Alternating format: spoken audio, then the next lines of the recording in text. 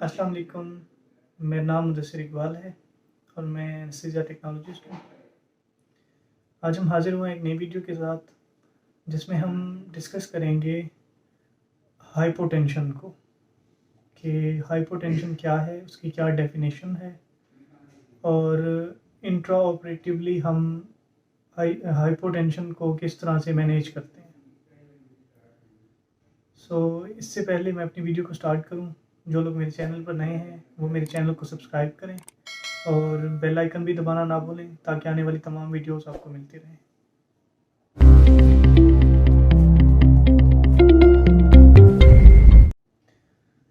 Video को start करते हैं। What is hypotension? हाइपोटेंशन जो है वो है रिडक्शन इन ब्लड प्रेशर, मतलब कि ब्लड प्रेशर का कम हो जाना। नॉर्मल जो हमारे पास वैल्यूज़ हैं ब्लड प्रेशर की, वो हैं 120 सिस्टोलिक प्रेशर और 80 डायस्टोलिक प्रेशर।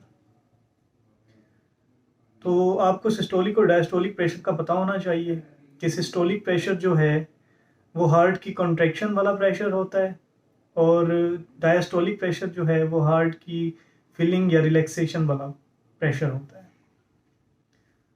तो सिस्टोलिक प्रेशर हमेशा ज़्यादा होता है और डायस्टोलिक प्रेशर हमेशा कम होता है। तो नॉर्मल जो वैल्यू है वो है 120/80। तो अगर तो जो हमारा ब्लड प्रेशर है उसकी जो वैल्यूज़ हैं सिस्टोलिक की, अगर इन नॉर्मल वैल्यू से कम होती है तो उस कंडीशन को हम हाइपोटेंशन कहते हैं। कि अगर तो मतलब हमारा ब्लड प्रेशर फॉर एग्जांपल 100/60 हो जाता है, 100 सिस्टोलिक और 60 डायस्टोलिक, या फिर 90/50 हो जाता है, 90/60 हो जाता है, तो ये हाइपोटेंशन कंडीशन होती है।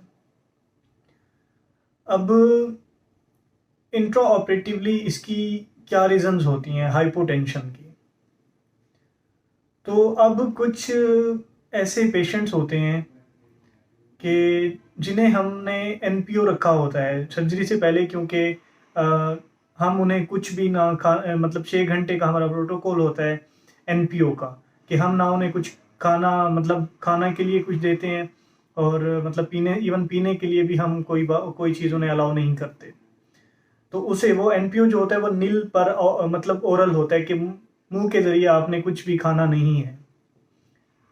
तो फिर ऐसे कंडीशन अगर वो एनपीओ हमारा लॉन्ग मतलब लंबा हो जाए, सर्जरी में डिले हो जाए या कुछ लेट हो जाए, तो उसकी वजह से भी जो हमारी मतलब उसकी पेशेंट की कंडीशन है, क्योंकि एक तो वो हाइपोवॉलीमिक हो जाता है और दूसरा क्योंकि उसने कुछ खाया पिया नहीं होता, तो उसकी वजह से भी हाइपोटेंशन के चांसेस होते हैं।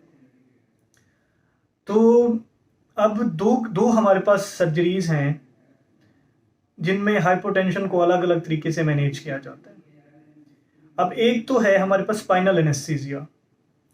स्पाइनल एनेस्थीसिया में अगर हाइपोटेंशन जो होता है, तो उसकी मैनेजमेंट के लिए हम पहले से ही पेशेंट को प्रीलोड करते हैं।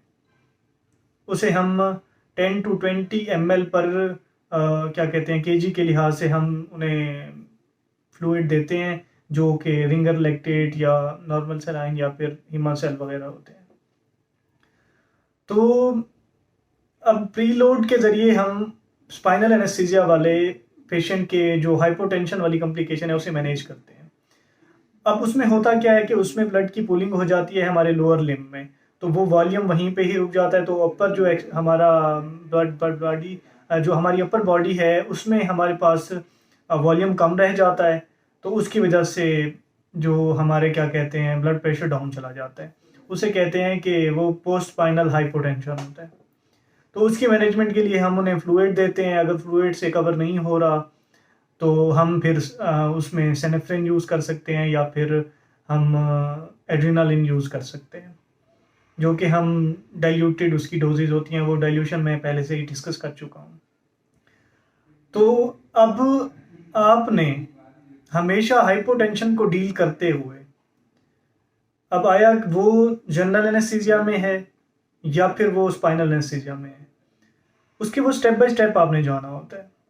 फॉर एग्जाम्पल अगर वो स्पाइनल एनेस्थीसिया है तो आप पहले उसे फ्लूइड के थ्रू मैनेज करेंगे। आप वॉल्यूम देंगे, तो अगर वॉल्यूम से कवर नहीं हो रहा तो फिर आप देखेंगे कि अगर हार्ट रेट ठीक है और सिर्फ प्रेशर डाउन है तो आप सेनेफ्रिन देंगे, और अगर हार्ट रेट भी डाउन है, प्रेशर भी डाउन है, तो आप फिर क्या कहते हैं, एड्रेनालिन यूज़ करेंगे। अच्छा, जो जनरल एनेस्थीसिया होता है, अब उसमें ये होता है कि पेशेंट हमारा जो आया है, जब जिस टाइम पे ओटी में शिफ्ट होता है उस टाइम पे थोड़ी एनजाइटी वाला भी मतलब एक पॉइंट होता है, जिसकी वजह से उसके प्रेशर्स ज़्यादा होते हैं, एक्चुअल उतने नहीं होते। तो जैसे ही हम उसे जनरल एनेस्थीसिया वाली ड्रग्स दे देते हैं और पेशेंट रिलैक्स हो जाता है तो उसके प्रेशर डाउन चले जाते हैं।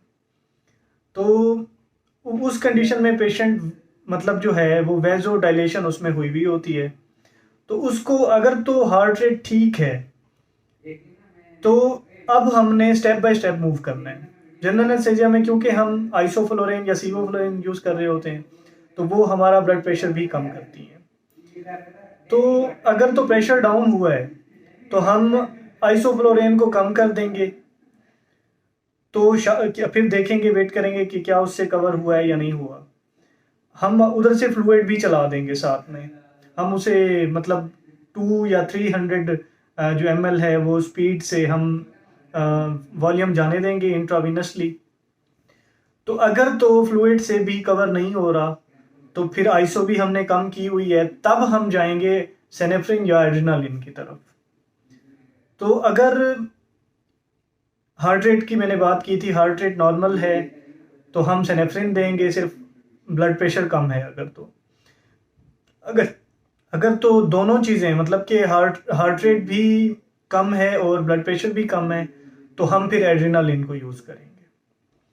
अब इन दोनों के मैकेनिज्म ऑफ एक्शन का मैंने पहले बताया हुआ है कि जो सेनेफ्रिन है वो वेजो कंस्ट्रिक्शन के थ्रू ब्लड प्रेशर को बढ़ाती है, और जबकि जो एड्रेनालिन है वो हार्ट की मोटेलिटी को बढ़ा देती है और कार्डियक आउटपुट को इंक्रीज करती है, और वो हार्ट रेट को भी बढ़ाती है और कार्डियक आउटपुट को इंक्रीज करती है, तो उसी के कंडीशन नतीजे में मतलब जो है वो ब्लड प्रेशर हमारा बढ़ जाता है।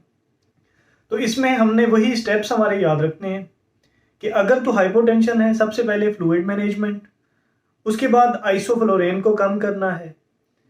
अगर तो इन दोनों कंडीशन से भी ठीक नहीं हो रहा तो फिर हम सेनेफ्रिन या एड्रेनालिन की तरफ जाते हैं। तो ये थी सारी डिटेल्स हाइपोटेंशन के बारे में और उसकी मैनेजमेंट के बारे में कि हम किस तरह से हाइपोटेंशन को मैनेज करते हैं। तो आज की वीडियो में इतना ही, इंशाल्लाह मिलते हैं एक नई वीडियो में, तब तक के लिए अल्लाह हाफ़िज़।